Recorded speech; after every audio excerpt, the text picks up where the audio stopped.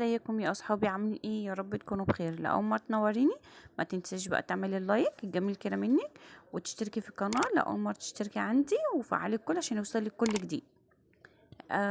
طبعا بقى عايزه اقول لكم اليوم بتاع، بصوا خليت اليوم ده بس للبوتاجاز. عايزه اقول لكم يوم متعب، هو البوتاجاز ونضفتي ورا البوتاجاز وحوالين تحت الحوض كده. بصوا كان يعني مش نضيف من تحت الحوض كده والحوض. بص بوريكي بقى، كنت رشه باور، كنت جايبه تبع شركه ماي واي. عايزه اقول لكم ده حاجه فوق الجميله، بجد حاجه جامده قوي قوي قوي. هوريكم الفرن بتاعي عامل ازاي. اهملت فيه الصراحه، مضحكش عليكم.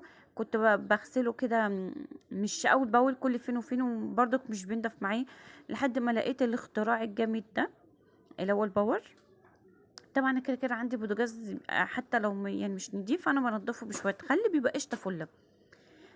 لكن الفرن والعيون كنت بصبنها، بس اكتشفت ان هي تتصبن صحي كده، العيون بتتشال وتصبني كده من وراها. لكن الصراحه ما كنتش بعمل كده. تمام، حاولت افك الستيكر دوت. آم، لقيت ايه هيضيع وقتي، بياخد وقت. ده انا حتى كمان بصوا مسرعه الفيديو. وبرده كنت عايزه اشيله، كنت عايزه اصبنها كده واخليه ازاز كده نضيف جميل. آم، لقيته هياخد مني وقت، قلت لا انجز. عايزه اقولك خد مني يوم بحاله. انا بادئه فيه من 10 بالليل، عشان طبعا كان دخلت العيد. قعدت اعمل حاجات كتير جدا. كان ورايا اغسل السجادتين ودعكت الحمام، وكان عندي كام حاجه برضو كده في البيت، وعملت اكل. بعد ما خلصت رحت بقى بدأت بقى بالبوتاجاز، فبدأت على الساعة 10 وخلصت فيه على الساعة 2.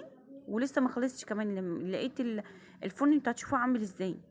كمية الدهون عليه متراكمة بطريقة انا مش عارفة ازاي. كنت عارفة الموضوع بتاع الباور ده. كنت بوريكو ادمينة نزل يجيب لي كان رز. طبعا التكاتك ربنا يسامحكم والله العظيم، يعني اتقوا ربنا في الناس وهي ماشية. خلى ابني وهو لسه جاي عيني يجيب رز، هو جنب البيت مش بعيد. شوارع اللي هي مش شارع عمومي، شوارع عادية. راح يا عيني الله يسامح بتاع التوك توك، فماشي وراح خبط ابني، لدرجة لما خبطه وقع على وشه يا عيني. وقع عور ركبته يا عيني، اتعورت جامد، وايديه زي ما انتوا شايفين، ورجله كده فيها كتمة زرقاء. الله يسامحهم. فجاي يا عيني بقى، يا ماما بص يا ماما مش قادر يا ماما، جاي يعني مش قادره اقول لكم منهار ازاي. بيقول لي وكنت هموت. حدفه غبيه، مش يروح يشوفه. راح واحد الصراحه راح قال له قوم يا ابني ربنا ينتقم منهم، وقعد يتحاسبن عليه. بلوم هم اصلا ماشيين مشية حمير، اللي يقع يقع واللي يموت يموت، ما بيهمهمش حد. وده فعلا. مره حتى برضو كنت ماشيه في الشارع وانا اللي راكبه التوك توك، فراح راجل اللي سايق التوك توك ده يعني بيمشي جامد، بيمشي سريع. حتى انا قلت له يعني ممكن تبطأ، احنا مش عايزين نموت. فهو بيجري، فالطريق سالك ما فيهوش حاجه الصراحه. فلا ست، والعربيه بزنقني، راح مد عند ناحيه الست يا عيني، وراح خبطها في كتفها حته خبطه، وما وقفش يشوفها. قلت له حرام عليك، اعتبرها امك.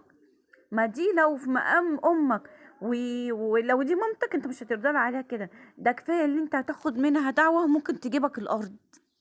والله العظيم زي ما بكلمكم. بس فقعدت قلت له انت ترجع لها. فانا رحت المشوار كان قريب قوي قوي ما بين خبط الست، فقلت له ارجع لها ووصلها وقول لها حقك عليها، ما كانش قصدي. يعني بجد بتوع التكاتك زادوا فيها قوي، ده غير الخطف اليومين دول اللي احنا سامعين عنه. ربنا يسترها يا رب علينا وعلى اولادنا وعلى الناس كلها. يا جماعه خلي بالكم خلي بالكم خلي بالكم، بيخطفوا العيال بطريقه مش قادره اوصف لكم. انا هحكي لكم برضو مينا كان هيتخطف، بس ده خليه في فيديو تاني. المهم نرجع اللي احنا كنت عايزه اقوله لكم على البوتاجاز. طبعا انتوا شفتوا الدنيا كانت عامله ازاي، وقعدت صبنت البوتاجاز وخليته فله. دي الشبكه بقى بتاعت الفندق، بصوا منظرها عامل ازاي. بقت فله، والله العظيم بقت فله، اكن البوتاجاز بتاعي ده جايباه جديد. انا بقى رشيت عليه باور وسبته يجي ساعه كده او ساعتين. بعد ما سبته قعدت اعمله كده بالسكينه، ورجعت تاني برضو بعد ما عملته بسلكه، رحت راجعه تاني حطيت باور عليه. بصوا كميه الدهون اللي نازله من البوتاجاز، بصوا بصوا بقى منظر الفرن وهوريلكوا بقى عامل ازاي، هتتجننوا.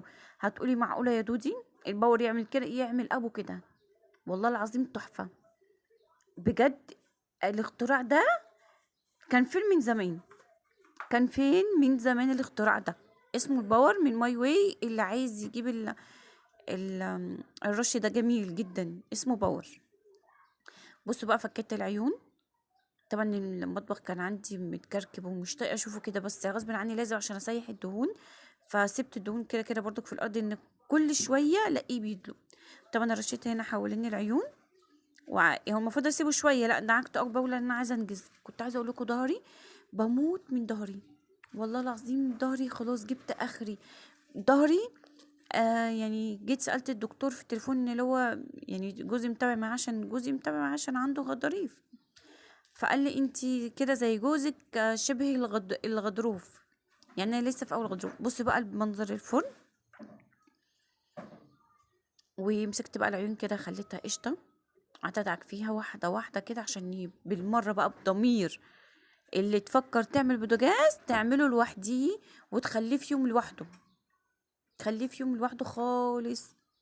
لو وصلتي لهنا يا قلب اختك ما تنسيش تعملي لايك، ولو لسه ما اشتركتيش اجري اشتركي يلا في القناه بسرعه عشان تنوريني وقناتي تكبر بيكي يا قمر، وفعليك كل ما تنسيش. المهم دعكت حتى اللي بيسموها سوسته، اللي هي الحديده ديت المدوره ديت، بيسموها سوسته. المهم رحت غسلتها وشطفتها جامد قوي، وبعد ما شطفتهم فكيت الازاز. ليه بقى؟ عشان الازاز دوت تحتيه تاني ازاز، فمش معقول هيبقى نضيف بره وجوه، يعني سوري مش نضيف معفن. او بص عمل ازاي من جوه. رحت بقى رشه من جواه، وانا مش عارفه الفيديو ده راح فين. كنت بوريكم من جوه يعني مش نضيف، ورشيت برضو باور. ورشيت برضو هنا ورا البوتاجاز وجنب البوتاجاز. البوتاجاز بتاعي من ساعه ما اشتريته كان عليه ستيكر ابيض كده طري. رحت جيت لما جيت عملته بقى بالمره، قلت لا اشيله، شيلته لقيته نضيف قشطه. قلت خلاص خليني ارشله رش حاجه بسيطه كده تلميعه بس.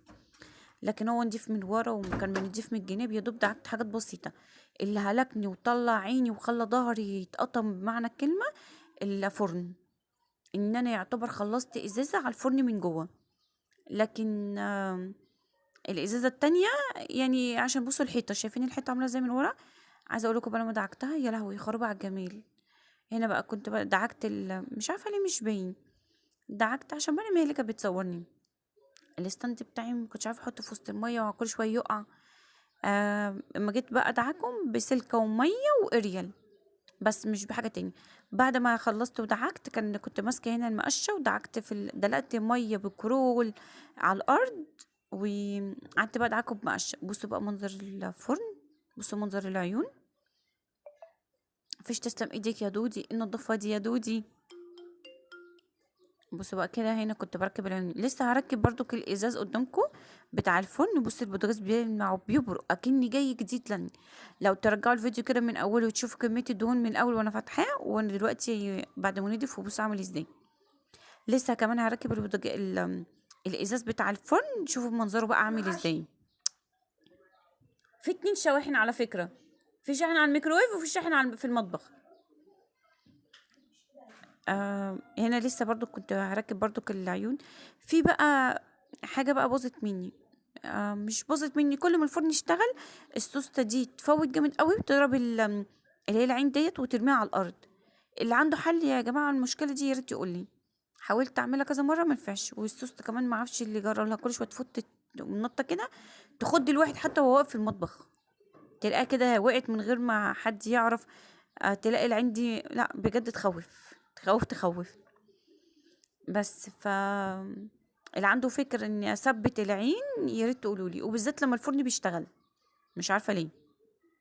بصوا جمال الفرن، وبصوا عامل ازاي نضيف. حتى المرة لما بتيجي تصورني بصي الاضاءه الفلاش بيبرقوا ازاي. بس في بصمات مطرح ايديا، بس مطرح ما بركب الحاجه بلمع حاجه.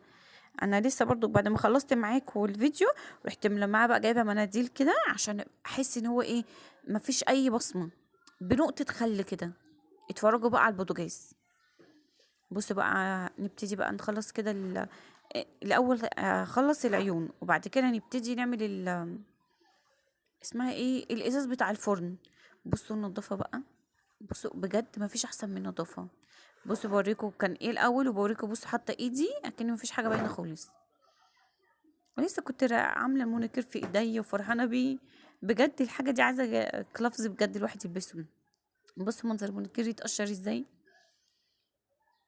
كنت عامله اسمها ايه أم، مش عارفه اسمها صاموله ولا اسمها ايه، مش عارفه. المهم جبت ديت حاجه كده مدوره زي حديده، وتجيب المسمار ولفته من عندي كده بمفك.